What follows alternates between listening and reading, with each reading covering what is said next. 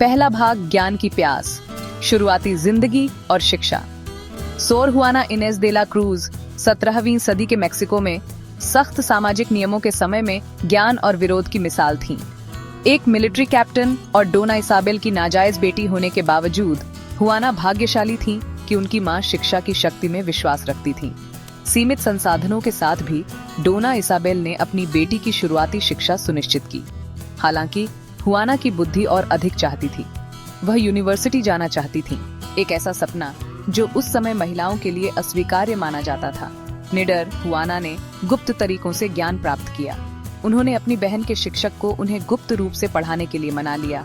दर्शन, Latin और यहाँ तक कि एज़टेक भाषा नाहुआट्ल की जटिलताओं पर भी उन्होंने खूब पढ़ा। विद्रोह के इस कृत्य ने, ज्ञान की इस अतृप्त भूख ने सोर हुआना के जीवन और विरासत को परिभाषित किया। उन्होंने अपने युग की सीमाओं से बंधने से इनकार कर दिया। उन्होंने शिक्षा की शक्ति को पहचाना, जिस तरह से यह मन को मुक्त कर सकती है और अंदर एक जुनून जगा सकती है। यही जुनून उन्हें सामाजिक मानदंडों पर सवाल उठाने और अधिकार की नींव को चुनौती देने के लिए प्रेरित करेगा। दूसरा भाग, दरबार का आकर्षण और शब्दों की शक्ति। हुआना की बुद्धिमत्ता की खबर मेक्सिको सिटी के वायसराय के दरबार तक पहुंची। 16 साल की छोटी उम्र में उन्हें वायसराय की पत्नी की दासी बनने के लिए आमंत्रित किया गया।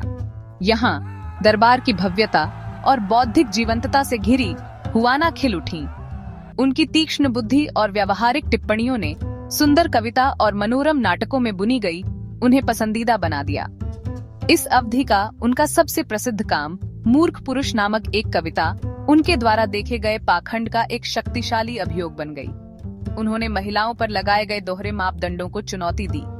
यह सवाल किया कि पुरुष उन व्यवहारों के लिए महिलाओं की आलोचना क्यों करेंगे जिन्हें वे स्वयं प्रोत्साहित करते हैं। सुरुचिपूर्ण कविता में प्रच्छन्न इस साहसिक आलोचना ने हुआना की अपने समाज में व्याप्त सामाजिक अन्याय के बारे में बढ़ती जागरूकता को प्रदर्शित किया। प्रशंसा और कई विवाह प्रस्तावों से नहलाए जाने के बावजूद हुआना ने एक जीवन बदलने वाला निर्णय लिया। उन्होंने खुद को विद्वता के जीवन के लिए समर्पित करने का फैसला किया, एक ऐसा रास्ता जिसे उनके कद की महिला के लिए अपरंपरागत, यहाँ तक कि निंदनीय भी माना जाता था। इस फैसले ने हुआना की स्वतंत्र भावना का प्रदर्शन किया। उन्होंने सामाजिक अपेक्षाओं से परिभाषित होने से इनकार कर दिया। इसके बजाय अपना रास्ता खुद बनाने का फैसला किया, भले ही इसका मतलब उस समय के मानदंडों को धता बताना हो। तीसरा भाग, कॉन्वेंट की दीवारों के भीतर अभयारण्य और एक आवाज ढूंढना। 20 साल की उम्र में सोर हुआना इनेस दे ला क्रूज ने मेक्सिको सिटी में सांता पाउला के कॉन्वेंट में प्रवेश करने का महत्वपूर्ण निर्णय लिया। कई लोग अनुमान लगाते हैं कि यह एक रणनीतिक कदम था। चिंतन और अध्ययन पर जोर देने वाला कॉन्वेंट हुआना की बौद्धिक गतिविधियों के लिए एक आश्रय प्रदान करता था। दरबार के दबावों और शादी की सीमाओं से दूर एक अभयारण्य।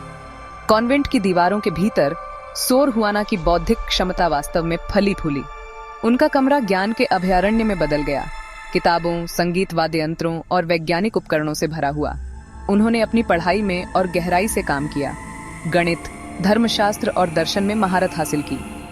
इस अवधि के उनके लेखन में धार्मिक ग्रंथ, दार्शनिक निबंध और यहाँ तक कि महिलाओं के शिक्षा के अधिकार का एक उल्लेखनीय बचाव भी शामिल था। उनकी प्रतिभा की खबर कॉन्वेंट की दीवारों से बाहर फैल गई, जिससे यूरोप और अमेरिका के विद्वान और बुद्धिजीवी जीवंत प्रवचन में शामिल होने के लिए आकर्षित हुए। लेकिन सोर हुआना का बढ़ता प्रभाव, स्थापित मानदंडों पर सवाल उठाने और पारंपरिक सोच को चुनौती देने की उनकी धृष्टता पर किसी का ध्यान नहीं गया। जिस संस्था ने उन्हें अभयारण्य प्रदान किया था, वही जल्द ही उनकी सबसे निर्णायक लड़ाई का मैदान बन जाएगी। चौथा भाग, एक विद्रोही की विरासत, एक कालातीत प्रेरणा। ज्ञान की अटूट खोज और अधिकार को चुनौती देने की उनकी धृष्टता ने अंततः सोर हुआना इनेस दे ला क्रूज का पतन किया। उनके लेखन, विशेष रूप से एक प्रमुख बिशप के धर्मोपदेश की उनकी आलोचना ने चर्च के क्रोध को आकर्षित किया। उन पर अवज्ञा और आज्ञा न मानने का आरोप लगाया गया। उनके लेखन को खतरनाक और विधर्मी माना गया। चर्च के अत्यधिक दबाव में सोर हुआना को अपने लेखन, अपनी प्यारी किताबों और उन बौद्धिक गतिविधियों को त्यागने के लिए मजबूर होना पड़ा। उन्होंने त्याग पत्र पर हस्ताक्षर किए, एक कुचलने वाला झटका जिसने उनकी आवाज को खामोश कर दिया। लेकिन उनकी भावना को नहीं बुझा सका। अवज्ञा के अंतिम कार्य में उन्होंने अपनी प्रतिज्ञाओं का नवीनीकरण किया, दस्तावेज पर मैं सबसे बुरी के रूप में हस्ताक्षर किए। दुख और अवज्ञा दोनों से भरा यह मार्मिक कार्य सौर हुआना की विरासत को समाहित करता है। 1695 में बीमारों की देखभाल करते समय लगी बीमारी से कुछ ही समय बाद उनकी मृत्यु हो गई। सौर हुआना इनेस दे ला क्रूज की कहानी ज्ञान की स्थायी शक्ति, प्रश्न करने के महत्व और यथास्थिति को चुनौती देने के लिए आवश्यक साहस का प्रमाण है। उन्हें 10वीं म्यूज के रूप में याद किया जाता है, एक नारीवादी प्रतीक जिसने सामाजिक अपेक्षाओं की बेड़ियों से मुक्त होने का साहस किया।